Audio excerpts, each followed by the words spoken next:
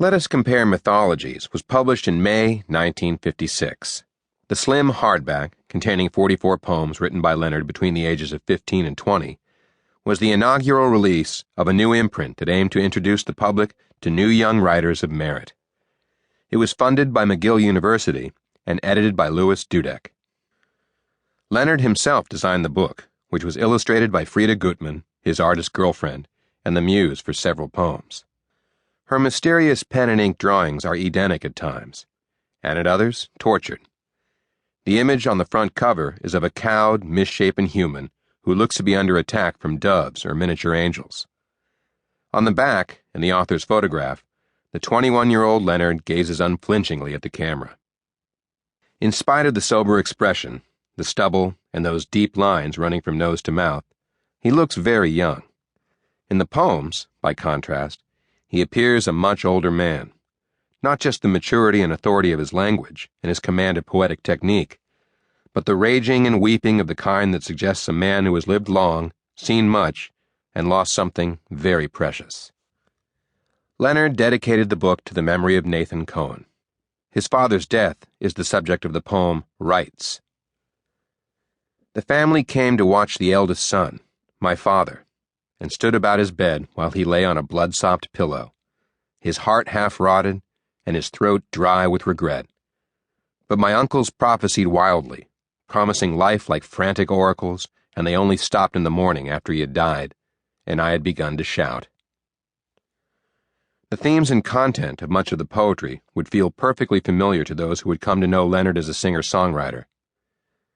There are poems, some of them titled, in Lorcan fashion, song or ballad, about religion, myth, sex, inhumanity, humor, love, murder, sacrifice, Nazis, and Jesus on the cross. There are echoes of Joan of Arc and the Holocaust in Lovers, where a man has erotic feelings for a woman who is being led to the flames.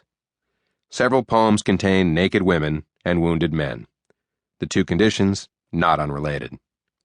In Letter, a poet armed with only his pen and his indifference claims victory over the femme fatale filleting him. I write this only to rob you, that when one morning my head hangs dropping with the other generals from your house gate, that all this was anticipated, and so you will know that it meant nothing to me. The poems have a sense of timelessness, or of multi-layered time. Ancient wrongs are juxtaposed with modern-day atrocities, and archaic language, courtly, biblical, romantic, with contemporary irony. Leonard employs both the traditional poetic form and prose poetry. Like a 20th century troubadour or a 19th century romantic, he places his own inner experiences and feelings at the center, often feelings of failure and despair. The epigraph comes from William Faulkner's novel The Bear and refers to a comment a young man makes during a conversation on the meaning of Keats' Ode on a Grecian Urn. He had to talk about something. As Leonard explained later, when a writer has some urgency to speak, the subject matter of what he writes becomes almost irrelevant. Leonard had that urgency. The original print run for Let Us Compare Mythologies was around 400 copies. Ruth Vissa, Leonard's fellow student in Louis Dudek's class and editor of the McGill Daily, took on the role of head of Leonard's sales team and sold half that number on campus. The book received a handful of reviews in Canada, largely positive. Queen's Quarterly called it a brilliant beginning. The Canadian Forum's critic Milton Wilson wrote, "He knows how to turn a phrase. His poems at their best have a clean, uncluttered line, and he writes about something."